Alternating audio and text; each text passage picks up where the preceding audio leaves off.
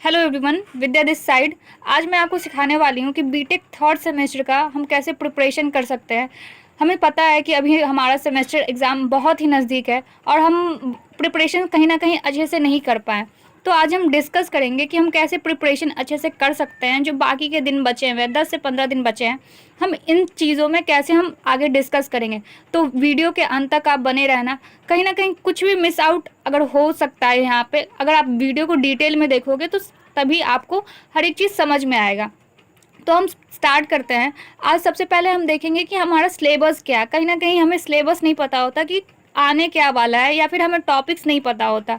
Weightage किस चीज़ का सबसे ज़्यादा होता है, कौन से सब्जेक्ट का, या फिर कौन से मॉड्यूल हम पढ़े जिससे ज़्यादा हमें वेटेज आ पाए एंड हम अच्छे से रैंक लेके आ पाए और CGPA लेके आ पाए। तो हम स्टार्ट करते हैं and let's get started to our screen.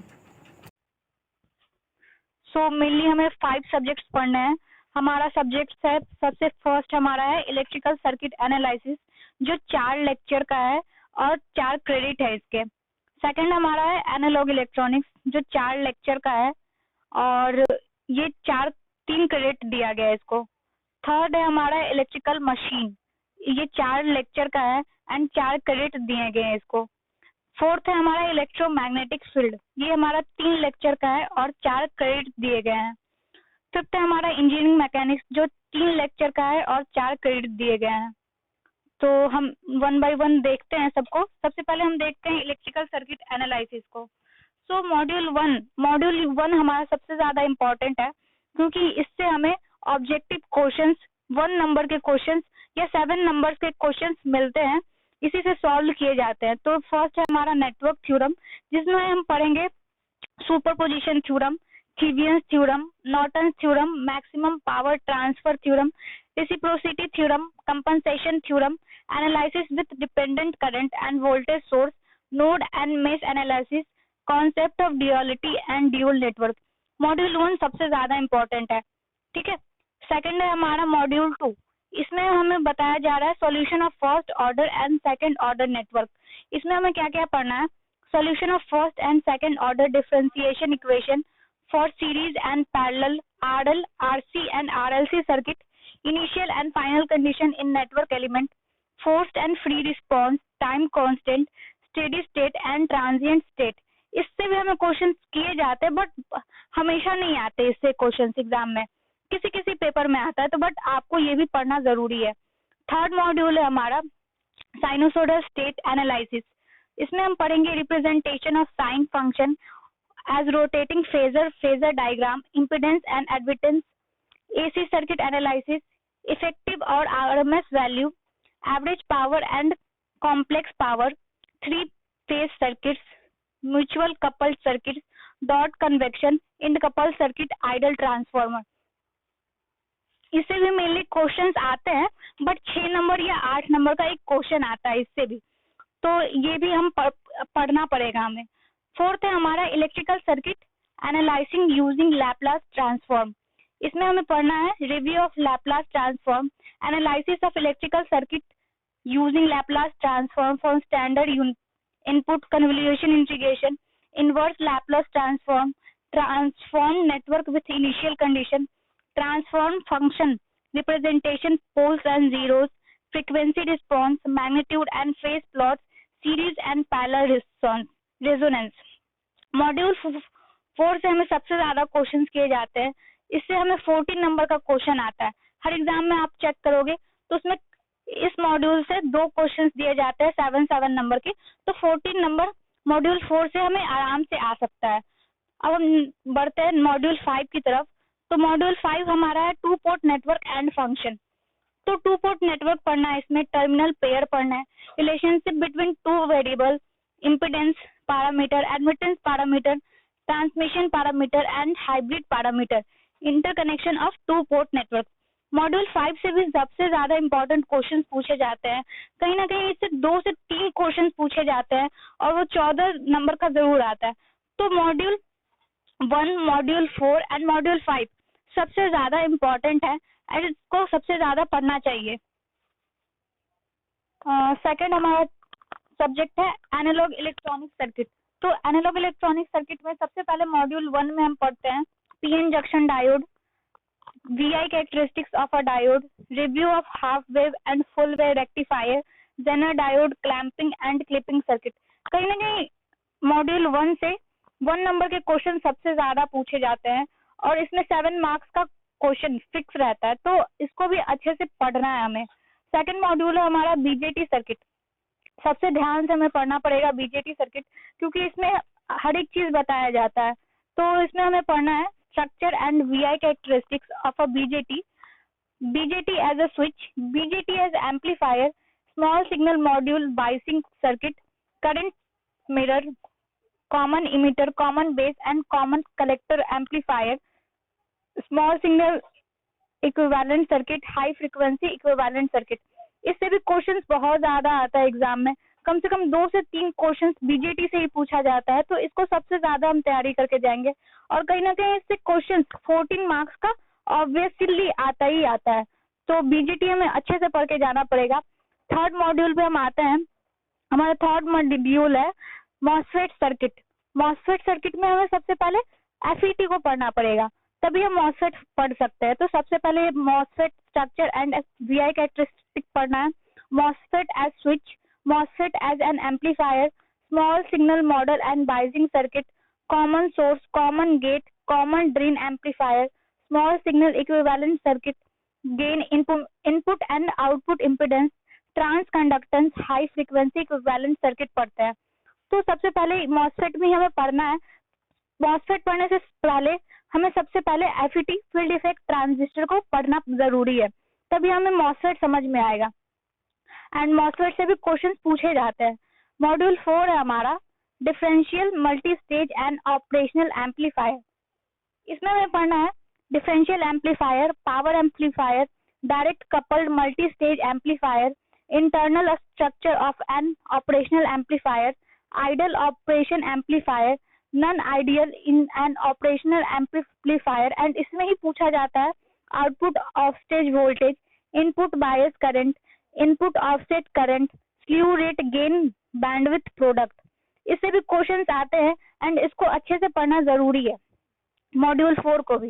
And module 5 है हमारा linear application of operational amplifier. So first है हमारा idealised analysis of operational amplifier circuit, inverting and non inverting amplifier, differential amplifier, instrumentation amplifier, integrator, active filter, P, power, PI and PID controllers and lead lag compensator using an operational amplifier, voltage regulator, oscillator, Wien bridge and phase shift. इस module 5 भी बहुत ज्यादा important है and इसमें से सबसे ज्यादा questions oscillator से पूछा जाता है, वेन ब्रिज और फेज शिफ्ट से पूछा जाता है, तो ऑक्सीलेटर कंपल्सरी है पढ़ना। एंड हमारा लास्ट है एनालॉग टू डिजिटल कन्वर्जन, ये भी हमें पढ़ना जरूरी है। एंड मॉड्यूल 6 में हम चलते हैं हमारा non linear application of operational amplifier. इसमें हम देखते हैं hysteresis comparator, zero crossing detector, square wave and triangular wave generator, precision rectifier, peak detector, monoshot. इसमें से भी क्वेश्चंस आते हैं बट ज्यादा नहीं आते हैं। तो मॉड्यूल 1, मॉड्यूल 2, मॉड्यूल 3 सबसे ज्यादा इम्पोर्टेंट है एंड हमें सबसे पहले FET को पढ़ना पड़ेगा एंड हमारा जो ऑपरेशनल एम्पलीफायर है उसे भी सबसे ज्यादा पढ़ना होगा।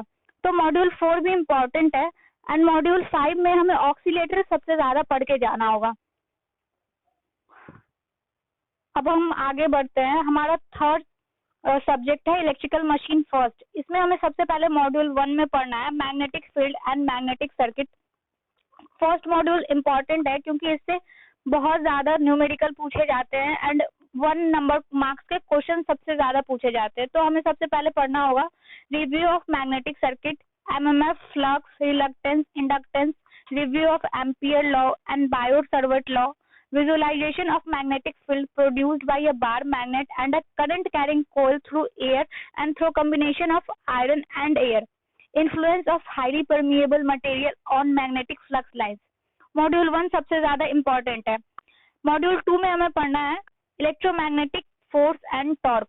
इसमें हम पढ़ते हैं BH curve of magnetic material, flux linkage versus current characteristics of magnetic circuit, linear and non linear magnetic circuit, energy stored in magnetic circuit, force as a partial derivative of a stored energy with respect to position of a moving element, torque as a partial derivative of stored energy with respect to angular position of rotating element. Examples: galvanometer, relay, contact, lifting magnet, rotating element with eccentricity और silency. तो module 2 भी important है, but उतना ज्यादा questions exam में नहीं पूछे जाते हैं. थर्ड है हमारा ट्रांसफार्मर, जो मोस्ट इम्पोर्टेंट चैप्टर है. कभी कभी ऐसा होता है कि इसी से सारा क्वेश्चंस पूछ दिया जाता है और हमें आता नहीं है, तो ट्रांसफार्मर को सबसे ज्यादा पढ़ना पड़ेगा हमें, और इस पे सबसे ज्यादा कमांड होना चाहिए. तो ट्रांसफार्मर में हमें कहीं ना कहीं पढ़ना है principle, construction and operation of single phase transformer, equivalent circuit, phasor diagram, voltage regulation, losses and efficiency testing, open circuit and short circuit test, polarity test, back-to-back test, separation of hysteresis and ED current losses, the three-phase transformer, construction, types of connection and their comparative features, parallel operation of a single phase and three-phase transformer, auto transformer का construction, principle, application and comparison with two winding transformer, magnetizing current, effect of non-linear BH curve of magnetic core material, harmonics in magnetization current, phase convection, Scott connection, 3-phase to 6-phase convection, tap changing transformer, no load and on load tap changing of transformer, three winding transformer और cooling of transformer. Transformer में maximum 14 marks का question पूछा जाता है, तो ये बहुत ज्यादा मोस्ट इम्पोर्टेंट है. एंड चलते हैं मॉड्यूल 4 पे. जो मॉड्यूल 4 है हमारा DC machine. So DC machine में हम पढ़ेंगे basic construction of a DC machine, magnetic structure, stator, yoke, stator, poles, faces और shoe, air gap and armature core, visualization और magnetic field produced by a field winding, excitation with armature winding, open air gap, flux density distribution, flux per pole induced EMF in an armature winding, construction of commutator, linear commutation, derivation of a back EMF, armature MMF wave, derivation of torque equation, armature equation, air gap, flux density distribution with armature reaction. So DC machine से भी बहुत ज्यादा questions आते हैं and 14 marks के तो maximum questions आते ही आते हैं. मॉड्यूल 4 पे चलते हैं हम, डीसी मशीन में मोटरिंग एंड जनरेशन. सो इसमें हम पढ़ेंगे armature circuit equation for motoring and generation, types of field excitation, separately excited and shunt and series, open circuit characteristics of separately excited DC generator, back EMF with armature reaction, voltage build up in shunt generator, critical field resistance and critical speed, VI characteristics of torque, speed characteristics of separately excited shunt and series motor, speed control through armature voltage, losses, load testing and back-to-back testing of DC machine. So DC machine में module 4 और module 5 सबसे ज्यादा important है, क्योंकि इसमें से बहुत ज्यादा क्वेश्चंस किए जाते हैं और 14 मार्क्स का दोनों में से पूछा जाता है. तो हम इलेक्ट्रिकल मशीन में हम समझ सकते हैं कि सबसे ज्यादा इम्पोर्टेंट हमारा जो चैप्टर होने वाला है वो मेनली 3 चैप्टर है, ट्रांसफार्मर, डीसी मशीन और DC machine motoring and generation. So in 3 chapters में हमें बेसिक कमांड होना चाहिए. फोर्थ हमारा सब्जेक्ट आता है electromagnetic field. And electromagnetic field में हमारा मॉड्यूल 1 है, रिव्यू ऑफ वेक्टर कैलकुलस.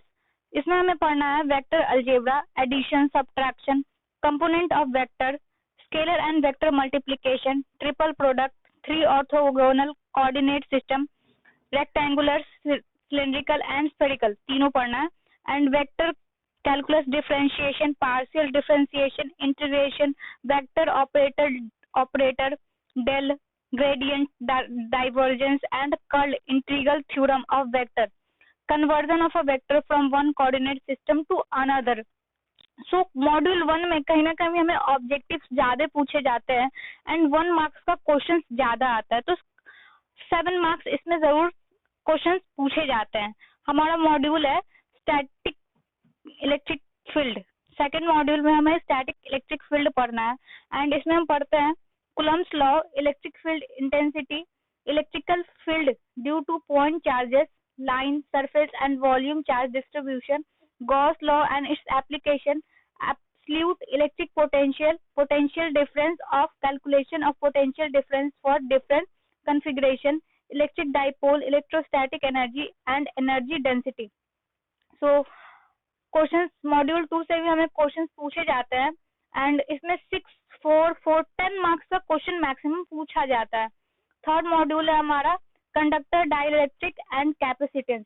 इसमें हमें पढ़ाया जाएगा current and current density, Ohm's law in point form, continuity of current, boundary condition of perfect dielectric material, permittivity of dielectric material, capacitance of a two wire line, position equation, Laplace equation, solution of Laplace and position equation, application of Laplace and position equation। Module 3 से भी questions पूछे जाते हैं, generally इसमें से 7 marks के questions आते हैं। अब हम चलते हैं मॉड्यूल 4 की तरफ। मॉड्यूल 4 है हमारा स्टैटिक मैग्नेटिक फील्ड।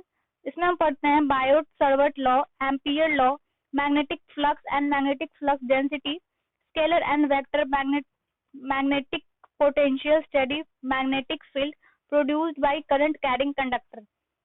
मॉड्यूल 4 से हमें 4 मार्क्स का क्वेश्चन आता है जनरली, बट इसे भी पढ़ना बहुत ज्यादा जरूरी है क्योंकि इसमें बेसिक्स पढ़ाए गए हैं स्टैटिक मैग्नेटिक फील्ड में। एंड हम चलते हैं मॉड्यूल 5 की तरफ। मॉड्यूल 5 है हमारा magnetic forces, material and inductance. इसमें हम पढ़ेंगे forces on a moving charge, force on a differential current element, force between differential current element, nature of magnetic material, magnetization and permeability, magnetic boundary condition and magnetic circuit, inductance and mutual induction। Module 5 से जो generally हमें questions पूछे जाते हैं वो boundary condition से पूछा जाता है और बाउंड्री कंडीशन हमें मोस्ट इम्पोर्टेंट पड़ेगा। मॉड्यूल 6 है हमारा time varying fields and Maxwell equation.